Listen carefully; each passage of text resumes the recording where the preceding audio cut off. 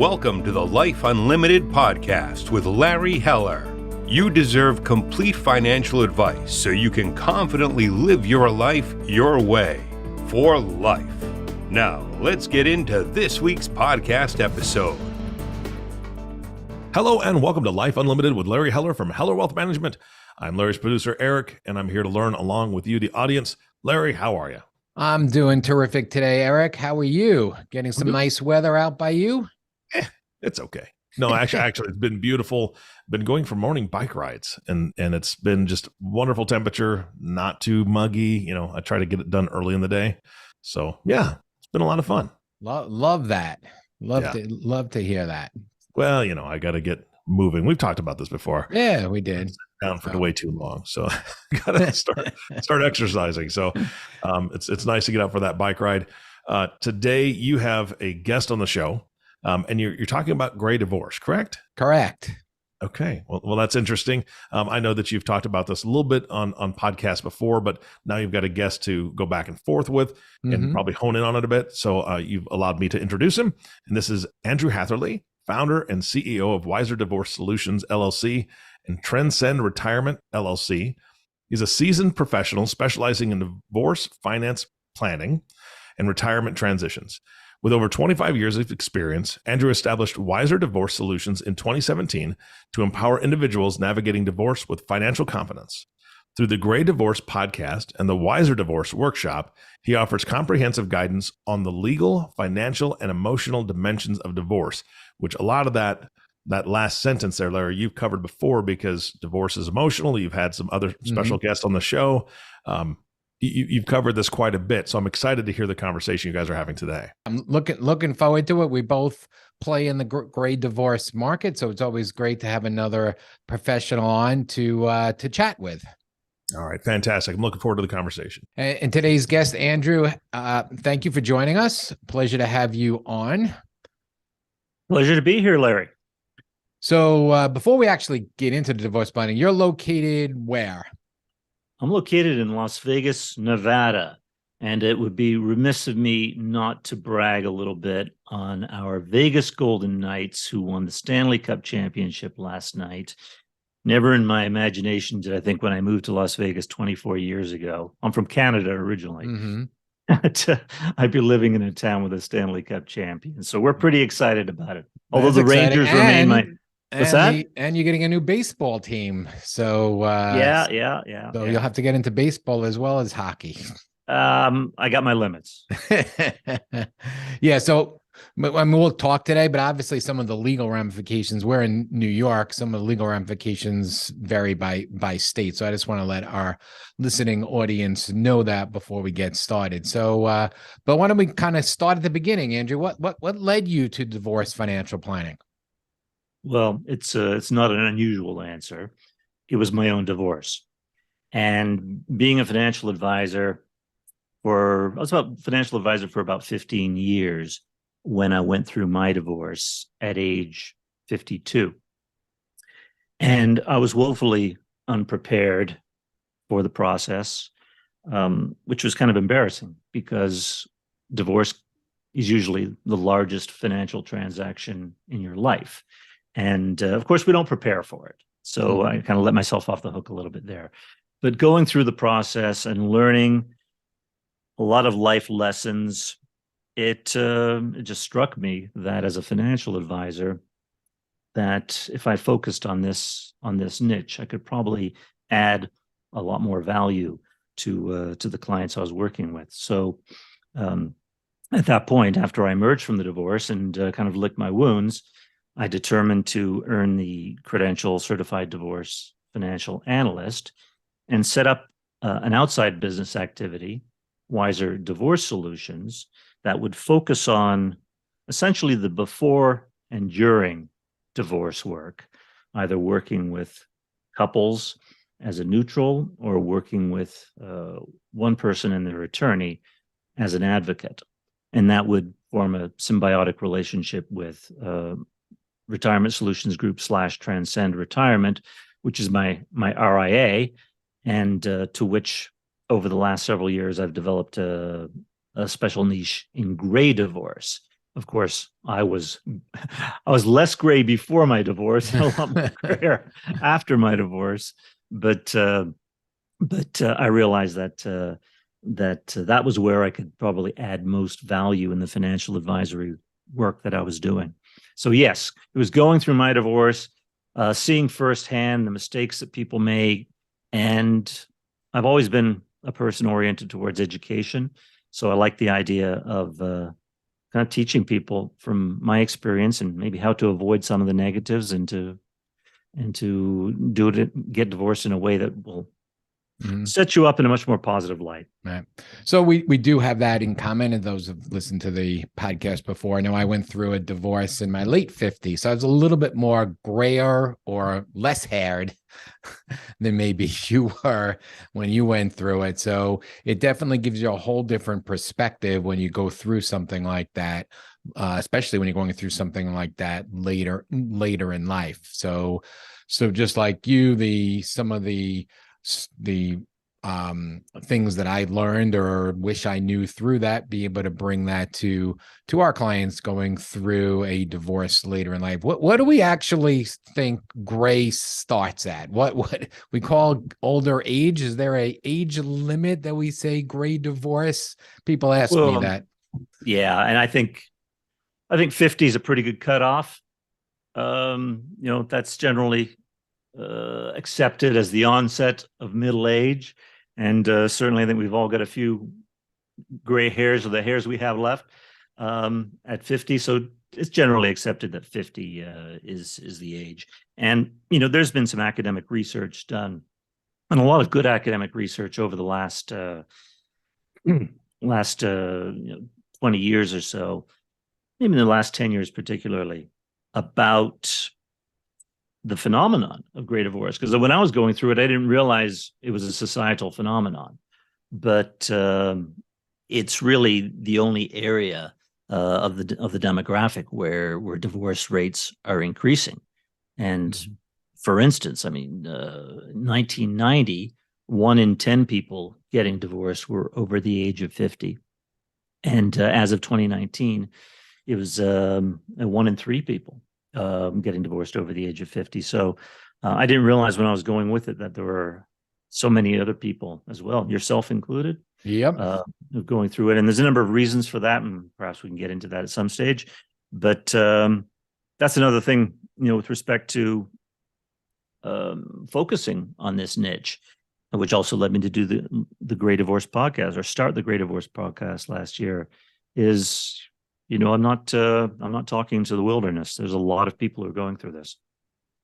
Yeah, so let's talk about some of the special concerns of someone getting divorced later in life rather than their 20s, 30s, and maybe even their 40s. Right. Well, I think the key item here is age and the lack of time to recover. We know that quite often divorce will result in a diminution of our wealth by 50%. We're splitting up a household into 2 separate households. Nobody comes out of divorce better financially than during the marriage. So the number one special feature for gray divorcees is they have less time to recover. Now, having said that, typically they may have more assets, more in their retirement accounts, more pension benefits accrued, more equity in their homes, debts paid off, hopefully, not always the case. So there may be more assets to split. But because of that time factor, it makes the situation so important that you get it right, and that your head be in a good place when you're going through divorce, and be educated into the various options for getting divorced. So obviously age, the principal thing. The other thing is spousal support. It's less likely that it's going to continue as long, particularly if a person is retired and not bringing in as much income. So it's important to get the splitting of the assets done correctly. The house is obviously a very important issue because there tends to be more equity in the house. But how is the person going to be paid off? These are considerations that come into play.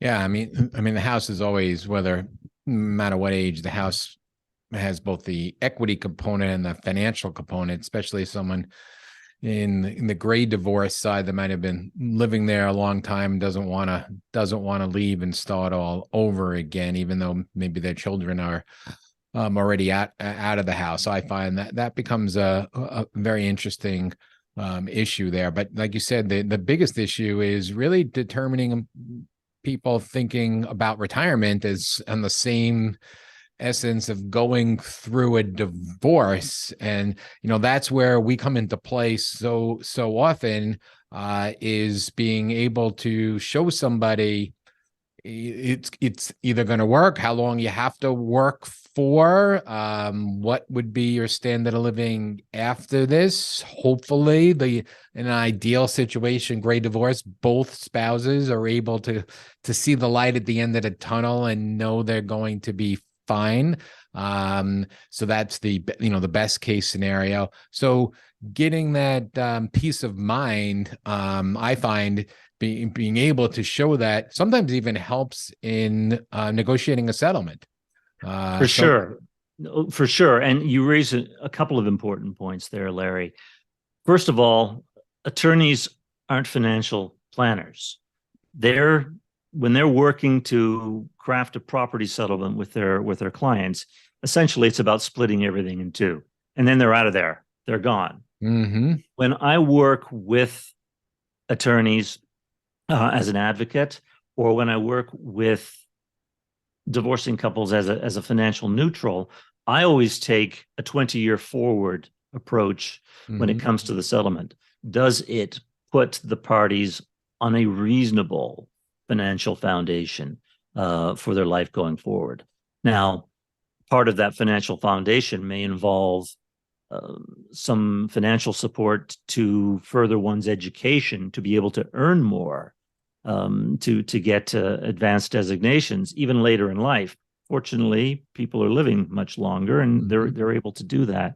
And of course, living longer is contributing to great divorce as well.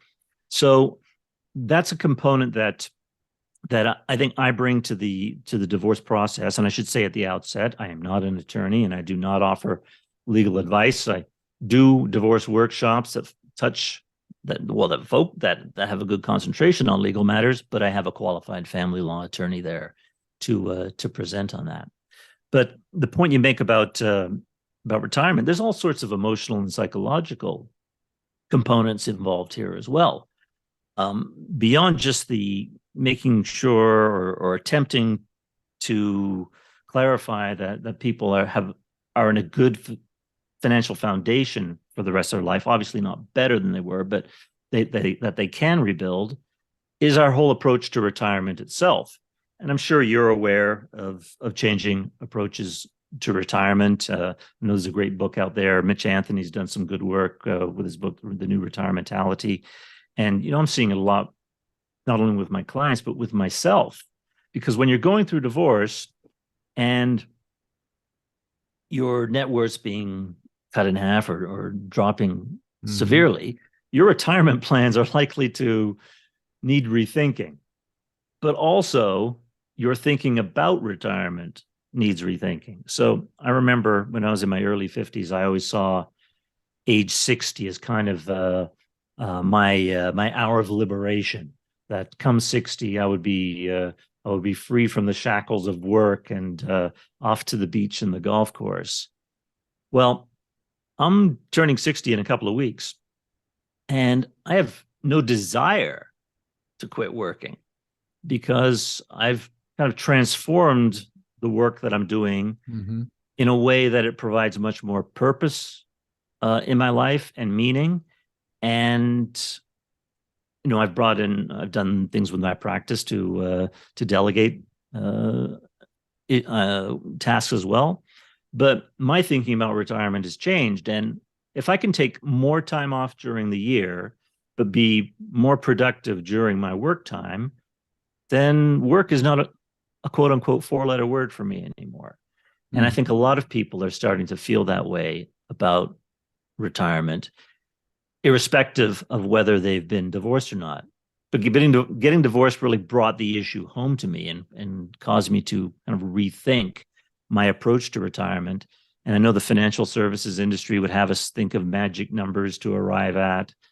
No, I think if we're enjoying what we're doing, we're probably going to live happier, healthier, and better off financially because we're still bringing in an income. Absolutely. I mean, there are tons of studies that say that, you know, people's minds even better the longer you work. And yeah, I mean, we're both lucky that we work in a field that we love. I mean, I've actually just had that conversation with my child, a couple of my children that I just finished, you know, year 30. I was a CPA beforehand, and I don't feel like I worked a day in my life. So this is part of what I do, and being able to create a lifestyle around that is, you know, so critical. So, you know, having those conversations with people going through divorce, not everyone is in that position. Can they get in that position where they can figure out their purpose that you just mentioned, or what makes them happy? And sometimes there is a silver lining on the other side. So, well, no, definitely. And, you know, when I do my workshops, the one idea that I always want people to take with them is not a legal idea, is not a financial idea. It's just a psychological idea that there is life after divorce, and it's going to involve parties pushing the reset button. But it's also going to involve coming to a better understanding of who we are. And I like to incorporate a lot of positive psychology thinking into my financial advisory practice with my divorce clients and my clients who may be going through other transitions, thinking about retirement, dealing with widowhood. You know, it helps to get a better understanding. Before we can say, you know, follow our passion, follow our bliss, we really need to have a better understanding of who we are as people. So I always encourage, you know, and I have these conversations with friends, colleagues. There are a number of tools of positive psychology, whether it's a Big 5 personality test or the VIA Strengths Finder, you know, to learn more about yourself and what you're good at, and then try and channel what you're good at, try and do more of that in your work, and try and be a little bit more outward focused, because a lot of depression is brought about. I'm not a psychologist, but I've read enough and experienced enough to know that a lot of depression is brought about by being kind of into yourself so much. But if you can make your work more purposeful and put the best version of yourself out there in the world, ultimately you're going to feel better and you're going to be a more productive member of society. Absolutely. So true. Let's just switch gears for a second, because you mentioned something a little while ago that I kind of want to bring up.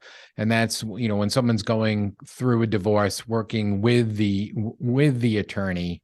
And one of the things that I've come across, that for whatever reason, most attorneys either don't think about bringing a CDFA in or a financial advisor in during the process, or are reluctant to. They may think that some of their services are being taken away. The ones that really get it and understand for their clients that there's so much benefit for bringing somebody in with those credentials. Do you come across that a lot? Well, certainly I do come across that, and you know, life's too short, in my estimation, to try to turn 30, 40 years of an attorney's habits around. I think you can plant a seed, and if the seed doesn't sprout, you know, there's fertile ground everywhere else or in other places. I just came up with that metaphor. So there are attorneys who are more settlement-minded and more open-minded. Those are the people I want to work with. Attorneys who are more likely to work with mediation. You know, I don't want to work with attorneys who are part of what I call the divorce industrial complex, who need to string a case along for 9 months, or maybe not need, but are okay seeing a case string along for 9 months, when really it could have been settled in a couple of months. The shark type attorney. It's just, I don't see the point of trying to work with people like that. Life's too short. You want to work with people who do get it. And so there are quite a few attorneys out there practicing mediation, practicing collaborative divorce. I'm now a member of what's called the Amicable Divorce Network, and that has a number of attorneys committed to a more amicable type of divorce. So these type of people are interested in some of the concepts that we've been discussing. The idea of building a life after divorce, and helping people, not just being there to split the assets in two, but concern for their clients that they're on a solid foundation after divorce. And there are also the types of attorneys who don't have a God complex, who know they don't know everything about everything. And, I've seen enough mistakes done by attorneys in the financial aspects of divorce to know that they need us. Some attorneys are obviously more savvier than others when it comes to financial matters, but they can bring us in. And I've got a couple of relationships with attorneys, and they'll essentially delegate the financial work to me. I'll put together the balance sheets and the budgets, which are useful for their analysis and discussions with the counterparty. And I'll do it at half the hourly rate that they will. And so they can actually pitch me to their clients as, I want to bring Andrew in to help with the financials. I'm not an expert in that, and he does it at half the rate. So essentially you're getting two for less than the price of one. So if you can find a good attorney, and they're not they're not so readily pluckable from trees, but there are people out there to whom that makes a lot of sense, and they want to. So I was actually just going to go there and saying, what do you offer for somebody that's going through this divorce? And is it mostly representing one of the parties or a neutral? So you're actually just doing the balance sheet or the financial work. What about some of the forensic work? I'm guessing you outsource that? Increasingly, yes. Life is short, and I don't want to be mired in spreadsheets. So I would outsource that. Right. So for the audience listening, what I mean by forensic, if somebody owns a business and we need to get a value of the business, and bringing somebody in who's an expert in that particular area, but kind of being the quarterback and just getting the whole balance sheet and all that. So is it mostly as representing one side, or as a neutral party? It's a mixture. Probably when I started out, there was a little bit more neutral work, and then it became more advocacy work, and now it seems to be tilting a little bit back to neutral work. And when I say neutral work, essentially what happens is a husband or a wife will reach out to me after having found me on the internet or been referred to me, and they'll say, my husband and I don't have a lot in assets. We don't want to spend a lot on attorneys. We are still talking, and we want to be talking for the sake of our children, 6 months, 6 years down the road. Can you help us? And so I'll speak to the other party and make sure they understand what neutral mediation is all about, and how we need to be working in a spirit of openness and flexibility and respect and cooperation. And if I determine that the couple are that way disposed, then I'll work with them to go over the financials, and yes, put a balance sheet together, put individual income statements, budgets together for them, and we'll come to what I call a summary agreement. And at that point, I'll refer them to any number of attorneys that I work with who are more than qualified to drop the paperwork and make sure everything is done in the proper legal way. Now, the advocacy cases, on the other hand, those tend to be cases for which mediation is not suited. And so an attorney might call me and say, hey, I've got this high net worth case and they've got lots of accounts, and they might want me to kind of dig into it a little bit. And sometimes that's very satisfying, because I can go into the accounts and see, well, $20,000 was moved here 2 years ago to account 4534.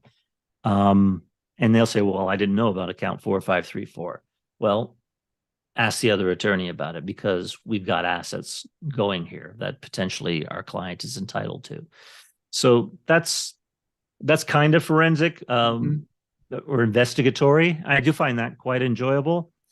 But the business valuation stuff I don't do, and I don't do a lot of separate property work on 401ks either.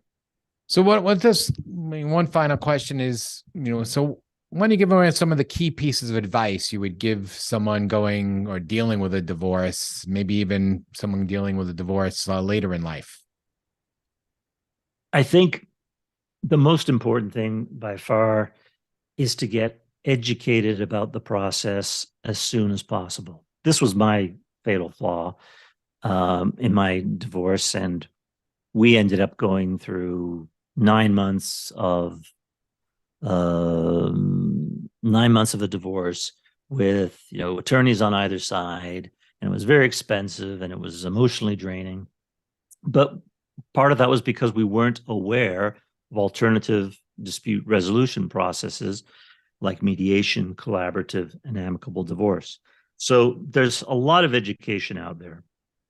There are various workshops in many cities, and increasingly more CDFAs who are giving workshops, attorneys. So get educated, because this can work to your benefit psychologically as well. Because I remember being told when I was going through my divorce, well, you're going to have to pay spousal support for the rest of your life. And I was only 52. And for a moment there, I didn't know, am I? No, that wasn't going to happen. But it certainly caused me a lot of anxiety. Getting educated will alleviate a lot of that anxiety. And, as I said earlier, this is likely the largest financial transaction in our lives. And it's done at a time when emotions are frayed and we're not at our best. In fact, there's a saying in the legal world that the criminal justice system sees bad people on their best behavior. And we've all seen, gangsters going into court with tattoos on their face, but they've got a suit and tie on, and there's a yes sir, no sir to the judge. But the divorce process sees good, normal people, quote unquote, typically on bad behavior or their worst behavior. And I think a lot of people who've gone through divorce would look back on it and think that wasn't my finest hour. So getting educated means, going online, going to workshops, bring in other professionals. It's going to save you a lot of money. If there's a house issue, bring in a certified divorce lending practitioner, because they're not going to get paid. There's no fees to pay them, during the process. They can't get paid during the process. So if they ultimately do some refinancing work for your mortgage work, they would, but they're not going to be an extra cost, but they can be a great deal extra value. Get a therapist. A therapist might be $125, $150 an hour, depending where you are. But you go to an attorney's office, they've all got these round tables with boxes of tissues on them. Don't be paying an attorney $400 an hour to cry in their office. Go to a professional therapist. Divorce financial advisors, such as ourselves, who've been through the process, even if it's only for a half-hour consultation, and I'll do a free half-hour consultation for people as kind of my pro bono giving back, just to help people get on the right track or find the right professionals to work with. But preparation, collect all your financial documents. If you want to keep costs down, don't go into an attorney's office with 3 shoe boxes. Put your own spreadsheets together, or with the help of a divorce financial analyst who charges typically half or a third of what an attorney have them help you put your financials together. You're saving time and money with the attorney, and you're also making their life a lot easier if an attorney's involved, for which they'll be grateful, and they'll be better able to focus on the relevant matters of your case. Great. A lot of great information for somebody going through a divorce or a gray divorce. So if anyone wants to reach out to you, Andrew, where can they contact you? Sure. The best way to reach me, Larry, is through my 2 websites. I would say if you're in the before or during divorce stage, you can find me at wiserdivorcesolutions.com or Andrew at wiserdivorcesolutions.com.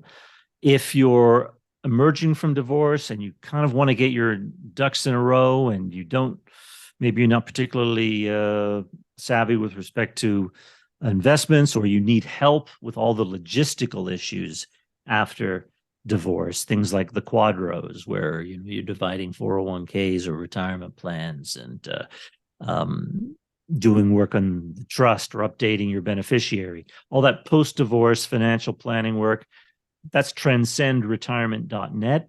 www.transcendretirement.net is my kind of RIA financial advising business. So, and all my contact information is on those two pages. I also encourage people to listen to the Gray Divorce podcast, and that's Gray with an A. Great. Thank you so much for joining us today. This was terrific. Thank you very much, Larry. I very much appreciate having the opportunity to speak with you. Andrew and Larry, this has been fantastic. Larry, this is definitely something you've covered a lot before, and you've helped so many families through situations like this. Let's give them your contact information so they can reach out to you if they have questions of you. Yeah, sure. So you can reach out. You could go to our website, hellowealthmanagement.com, and you can schedule a free 20-minute call with myself or one of the other financial planners here, or feel free to call the office at 631-248-3600. Perfect. Andrew, again, thank you so much. Larry, thank you for hosting the show. And our last thank you goes to you, listening audience. Thank you so much for tuning in and listening to the Life Unlimited podcast with Larry Heller. If you have not subscribed to the podcast yet, please click the subscribe now button below. This way, when Larry comes out with a new podcast, it'll show up directly on your listening device. And if you're watching this on YouTube, we'd appreciate a like and a follow there as well. We humbly ask you to share this podcast, rate it, and leave a review, as this actually does help others find the show. Again, thank you so much for listening today. For everyone at Heller Wealth Management, this is Eric Johnson reminding you to live your best day every day. And we'll see you next time.